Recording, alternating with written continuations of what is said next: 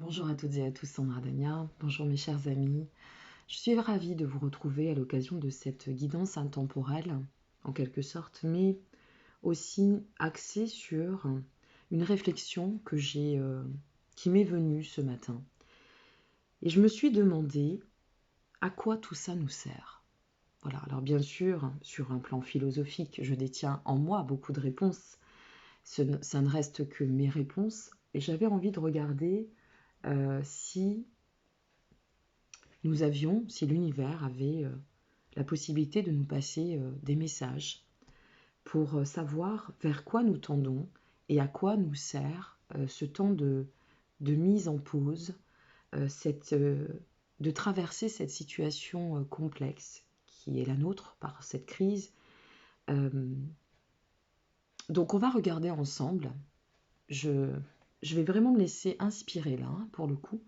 Et on va regarder ensemble quels peuvent être les messages de l'univers sans chercher à les influencer, sans poser de questions précises, mais juste voir ce qu'il en ressort. Voilà ce que je vous propose. Et je pense que c'est intéressant d'aller dans cette approche spirituelle aussi, dimensionnelle, parce que de toute façon, nous sommes bien évidemment dans une configuration où une voie s'ouvre, c'est l'ère du Verseau qui s'amorce, qui s'annonce. Et, euh, et on sait pertinemment que tout va changer. Beaucoup de choses ont changé. Certaines mettront du temps, seront effectivement significatives euh, dans le temps, à se matérialiser par le temps, et d'autres iront beaucoup plus vite. Euh, Bien sûr, au vu de l'astrologie, nous avons de fortes chances de démarrer cette année 2021 sur des chapeaux de roue. Qu'on se le dise, il ne faut pas se voiler la face et il faut dire les choses comme elles sont. Mais on n'a rien sans rien et rien n'arrive par hasard. Donc, on va voir ensemble ce qui ressort. Parce que là, nous sommes en train de préparer. Il y a une préparation à quelque chose. Moi, je le sens très fortement en moi. Les esprits s'éveillent. La voie s'ouvre. Il y a une reliance à... Bien sûr, nous sommes sur un cycle de guérison d'âme. De toute façon, beaucoup d'âmes sont en train de se guérir. Mais on va voir. Je ne veux pas influencer, on va voir. Qu'est-ce qui ressort? La mère d'épée. Bon, autant vous dire qu'effectivement, on est sur un cycle d'enseignement. Et voilà. Et ben, je ne suis pas du tout surprise de ce qui vient de tomber. Ce serait prétentieux de vous dire que ça va dans le sens de ce que je pense, mais c'est vraiment le cas. Je vous assure que c'est le cas. Donc voilà, je crois qu'aujourd'hui, nous sommes à un cycle, à un tournant majeur, en effet, qui doit nous amener à porter vraiment un enseignement sur la façon dont nous vivons. Ce qui peut aussi nous cristalliser, nous cloisonner, nous, nous amener à ne pas rentrer dans une dynamique, si vous voulez, suffisante en termes d'ouverture. Je ne fais pas cas ici de l'ouverture dans le sens juste de l'esprit. C'est l'ouverture des consciences ici. Nous sommes au manifeste en train de travailler dans le mouvement matière, mais aussi dans une nécessité de nous connecter, d'accord, pour comprendre. Par cette mère d'épée, c'est la voie de l'enseignement. Cette mère d'épée, elle est impartiale. Elle est impartiale. Elle nous invite à l'équité. Elle nous invite à trouver l'indépendance nécessaire, les ressources nécessaires pour pouvoir sortir de tous ces schémas d'auto-sabotage, d'autodestruction presque. Et c'est vrai qu'en restant cloisonné dans nos croyances limitantes, en restant figé dans notre petit espace de manière personnelle, comment voulez-vous qu'on sorte de l'auto-sabotage? Il y a de toute façon une forme d'auto-sabotage à rester figé, ne serait-ce que sur la voie de l'évolution. On ne peut pas évoluer, On ne peut pas tendre à vouloir évoluer si on reste dans nos zones de confort, si on ne fait pas bouger, si on n'offre pas du mouvement à notre vie. Donc là, eh bien, ce 5 d'épée, c'est aussi la symbolique même, si vous voulez, de sortir d'un climat hostile, d'arrêter de nous placer dans des conflits, que ce soit par la victimisation, la culpabilité, les peurs, les doutes, et que sais-je encore. Et c'est en agissant dans la compréhension suprême, absolue, dimensionnelle, que nous pourrons nous émanciper et atteindre la voie de l'harmonie et de l'émancipation. Avec ce 9 de Pentacle, nous sommes clairement sur, en agissant ainsi et en sortant de cela, tu vas atteindre ton harmonie et ton bonheur. C'est ça qui t'attend. Et tu ne pourras pas l'atteindre, vous vous rendez compte, nous avons la connexion, nous avons quand même le 2 de coupe. Enfin, c'est juste exceptionnel, hein, ce mouvement qui nous est offert ici. C'est exceptionnel, parce que c'est très en reflet avec les masques. Arrêtons de rester figés, c'est exceptionnel, parce que ça va aussi dans le sens de l'ère du Verseau. Émancipons-nous, allons, atteignons cette réforme intérieure aussi. Nous sommes nés libres. Bien sûr, nous recevons une éducation, a fortiori heureusement. Bien sûr, la vie nous amène à cheminer et avoir des schémas de croyances, bien sûr. Mais derrière ça, nous sommes libres, nous restons libres.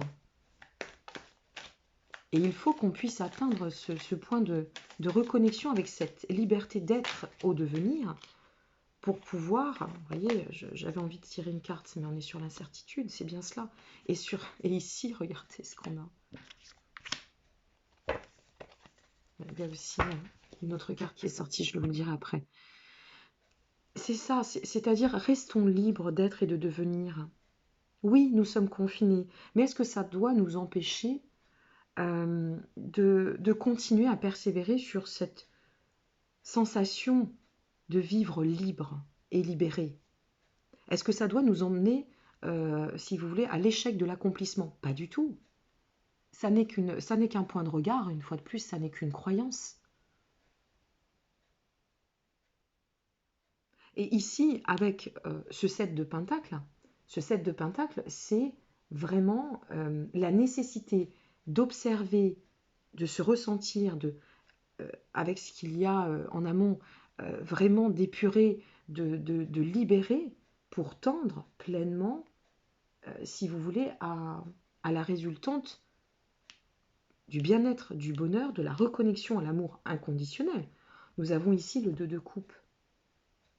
Le 2 de coupe, c'est l'amour est au rendez-vous, oui, mais pas que l'amour dans le duo. L'amour, c'est inconditionnel. Et l'amour, c'est aussi l'amour du soi, la connexion suprême à tout ce qui vibre en nous et autour de nous, par définition. Et cet empereur vient statuer que, en agissant ainsi et en sortant, en comprenant qu'il y a un enseignement certain, que nous sommes sur une voie d'apprentissage, que nous avons besoin de libérer pour ascensionner, eh bien, par la réunification d'ailleurs, parce que c'est cela ici, on nous invite à nous réunifier. Je ne sais pas si, pour celles et ceux qui connaîtront un peu les cartes, là nous avons vraiment la notion du yin et du yang dans ce tirage. D'accord? La face A, la face B. C'est assez impressionnant. Je bats les cartes en même temps que vous. Je ne les choisis pas, vous voyez bien. Et c'est passer de l'ombre à la lumière ici. Et avec l'empereur, ça nous indique que c'est ainsi que nous allons pouvoir rayonner, c'est ainsi que nous allons pouvoir offrir de la stabilité, une nourriture extrêmement salvatrice pour amener nos êtres, nos vies, à s'enraciner de plus belle et à leur permettre, y compris nos êtres, une fois de plus j'insiste, d'évoluer de façon objective, de manière objective.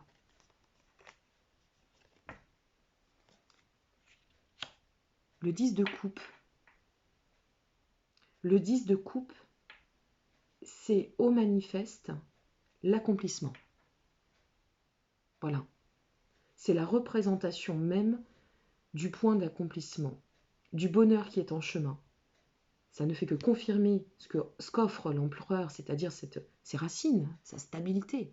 Contre vents et marées, rien ne peut me faire tanguer, rien ne peut me faire tomber. C'est aussi l'énergie du rayonnement, mais ça va dans le sens de la reconnexion, mes amis, ici, cette énergie. Ça va vraiment dans le sens de la reconnexion. Il faut, mais vraiment c'est le il faut nécessaire, hein, comprendre ce qu'il y a à comprendre, nous détacher de ce qu'il doit, nous affranchir de ce que, pour pouvoir atteindre, et ce sans résistance. Parce que le problème ici, c'est que pour celles et ceux qui vont souhaiter rester dans cet état, d'accord, presque conservateur, hein, je vais le dire ainsi, je vais employer ce terme, droit à vous. Mais par contre, si vous voulez tendre à cela, pardon, vous n'aurez pas d'autre choix que de réviser vos jugements, vos positions, vos schémas, et de vous instruire dans une autre dynamique. Ça, c'est la cause des maux. Ça, c'est ce qui peut les libérer. Et ça va passer par une connexion spirituelle. Oui, ça passera par de toute façon une connexion spirituelle. Alors, les personnes confondent spiritualité, religion, enfin ça va dans tous les sens. La spiritualité, c'est un état d'être, d'accord. Quand je parle de spiritualité, je vais parler aussi de la terre, de notre reconnexion aux éléments. Par exemple, je vais parler de l'amour du soi, qui est un acte spirituel. Je vais faire référence à l'amour inconditionnel envers notre prochain, à la bienveillance. Ce sont des actes spirituels. À une nourriture plus saine. À peut-être comprendre aussi qu'il est temps, maintenant, c'est un message que je vous passe, hein, il n'y a aucune approche moralisatrice là-dedans, juste une portée de réflexion. Peut-être est-il temps maintenant qu'on arrête aussi de détruire la nature, qu'on arrête cette surconsommation. Moi personnellement, j'ai la chance d'être végétarienne depuis des années, mais arrêtons cette surconsommation aussi animale dans notre nourriture. On est en train de manger des OGM ici. On est en train de générer des maladies là. Vous voyez, ça c'est la psychologie. Là, on est beaucoup plus sur la matière. C'est un message fort là, hein, qui ressort. Et je vous le transmets vraiment, mais en pleine... je suis connectée, hein, quand je vous parle, je le sens. Je sens que je suis connectée. Autorisez-vous, bon sang, ce bonheur. Oui, nous sommes en confinement, bien sûr. Personnellement, mon côté poissonne s'y adapte très très bien. Mon côté verseau, puisque je suis en double signe, je peux vous assurer qu'il ne digère pas bien du tout. Pour moi, c'est une atteinte à la liberté, ce qui se passe. Vous voyez, je vous le dis, à ma liberté. Et pourtant, je reste libre. Alors, mon côté poissonne va travailler dans ce sens. Et ça se passe bien, on s'équilibre. Les deux s'équilibrent, on y arrive. Et c'est ça, c'est qu'il arrive un moment, il faut trouver le point d'axe et l'équilibre. Parce que sinon, on se noie ici. Hein. Et quel que soit ce que vous vivez, là, c'est un message dimensionné, d'accord? Presque intemporel, parce que j'effectue ce tirage par rapport à ce confinement, à ce que nous traversons. Mais il y a du sens aussi dans ce tirage, donc il va rester intemporel. Parce qu'il y a un message très fort ici, hein, sur la façon dont vous devez vous accomplir, sur ce que vous devez comprendre, remettre en question pour vous accomplir, afin d'atteindre cette libération. Pardonnez-vous, sortez des illusions, vous voyez, c'est cela ici. Revenez à vos propres besoins. Revenons à des besoins plus naturels, plus simples aussi. Qu'est-ce que cette complexité de se créer des faux problèmes quand on n'en a pas? Vous savez, je vais continuer dans le sens du message profond et dimensionné. Moi, je fais face tous les jours à presque parfois des dizaines de personnes en termes de consultation, qui me parlent bien sûr de leur tristesse, de leur désenchantement, voilà, de leur vie. Hein. Nous sommes vraiment des confidents. Mais je dis souvent, à la fin, est-ce qu'il y a vraiment un problème? Quel est le problème? Alors je vais même aller plus loin. Je vais vous faire une confidence. En ce presque premier jour de confinement, j'ai appris que j'avais un problème de santé. Je ne sais pas ce que ça va donner par la suite. Je ne sais pas si ce problème de santé va s'accentuer ou s'il va peut-être s'autoréguler. Je vais tout faire pour. Mais là, c'est un rappel à l'ordre quand on a certains termes qui arrivent et qui nous rapprochent aussi de plus en plus à conscientiser que la mort existe. Et je l'accueille avec beaucoup de douceur. Bien sûr, ça m'a bousculé. Quand vous apprenez quelque chose de grave, entre guillemets, parce que qu'est-ce qui est grave finalement? Ça vous bouscule. Il y a certains termes, quand vous les entendez, qui font peur sur le moment. Mais parce que vous atteignez cette voie spirituelle, alors vous comprenez qu'il y a du sens à toute chose et même à vos problèmes de santé. Ça n'est pas l'univers qui génère nos problèmes de santé. C'est ce que l'on doit exhorter. Donc, tout cela pour vous dire, j'espère que ce que je vous partage de mon intimité, ce qui est quand même assez rare dans ce sens, mais c'est volontaire, parce que là, j'ai vraiment envie de jouer un rôle pour vous. Et moi, je sais depuis ma plus tendre enfance que j'ai une mission qui m'est allouée, c'est comme ça. Et j'ai cette conviction en moi qu'on peut tout créer, y compris sa guérison. Alors nous verrons bien. Au rendez-vous dans quelques mois, je l'espère. Mais d'ici là, il y a une vie au milieu de tout ça. Nous avons un toit, nous avons de quoi manger. D'accord? Nous avons des amis, de la famille. Et pour celles et ceux qui en manquent, il nous reste l'inconditionnel. Nous ne sommes jamais seuls. Nous avons toujours de quoi nous émerveiller de la vie. Personnellement, je n'ai pas attendu d'avoir ce diagnostic pour être en joie. Et je vais continuer sur la joie. Parce que j'ai une vie qui est là encore. Alors tant que vous avez de la vie, bon sang, profitez-en. Arrêtez de vous créer des nœuds au cerveau qui n'ont pas lieu d'être. Arrêtez avec ces victimisations, arrêtez avec ces parts égotiques qui vous empêchent de voir la vie comme elle doit être, dans cet amour inconditionnel, manifeste. Voilà mes amis le message premier profond de sens. Voilà ce message. Élargissez votre champ de perception. Voilà le message de l'univers. Faites preuve d'indulgence envers vous. Apprenez à vous détacher.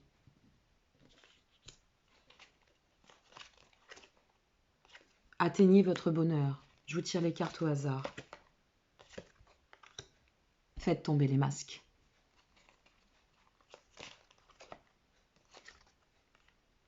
Tout est juste et à sa place. Tout est juste et à sa place.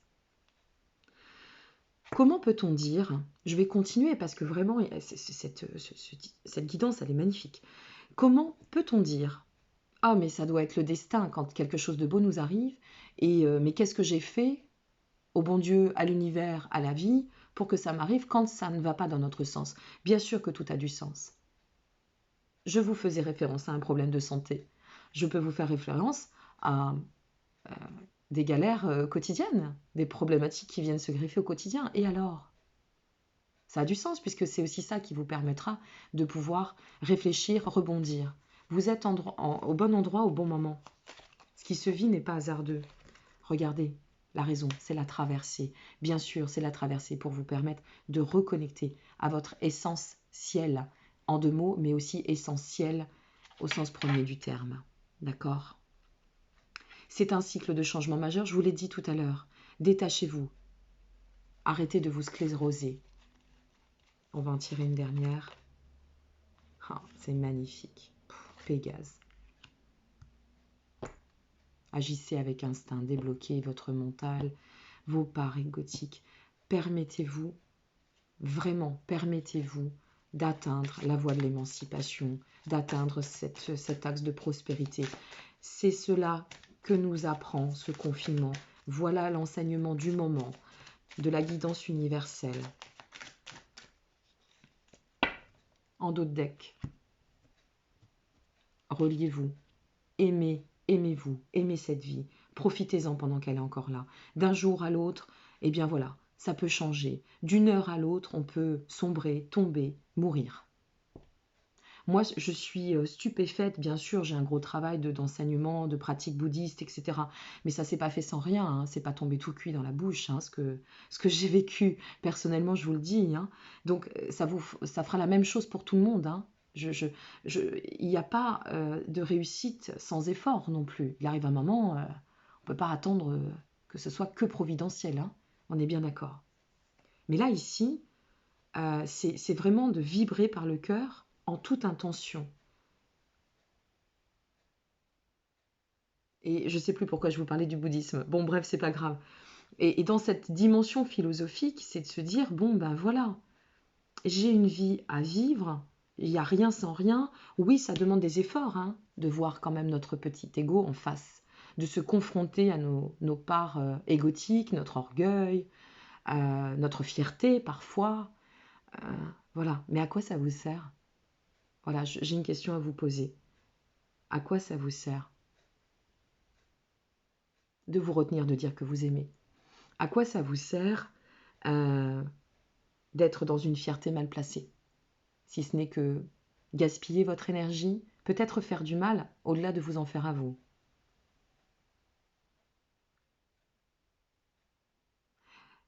Ça y est, j'ai repris, je reviens au message que je voulais vous passer. Effectivement, je vous disais que j'avais accompli. Pourquoi je vous disais ça? Parce que moi, la mort, elle fait pleinement partie de la vie chez moi. Et parce que j'ai conscience de la mort, et qu'elle va arriver, à n'importe quel moment elle peut se présenter, et encore plus aujourd'hui avec cette annonce, et j'en souris, hein, qu'est-ce que vous voulez que je fasse? Cette annonce d'examen de santé, elle est là, elle rôde, hein, elle nous rappelle à l'ordre. Et là, on a l'impression que les gens se découvrent là-dedans. On en parlait avec un confrère il n'y a pas très longtemps, on disait, le coronavirus amène certaines personnes à découvrir que la mort existe. On a l'impression qu'on est immortel. Non, mes amis. Et je vais vous dire mieux que ça. Ça vous fait peur? Ben, confrontez-vous. Parce que plus vous allez prendre conscience, et moi c'est ce qui fait que ma vie est joyeuse, je vous le dis, et que je peux dépasser tous les obstacles jusque-là. Je ne suis pas surhumaine, hein, on est d'accord. Mais jusque-là, croyez bien que j'en ai dépassé. Pourquoi? Parce que j'ai compris une chose, c'est que la mort fait partie de la vie.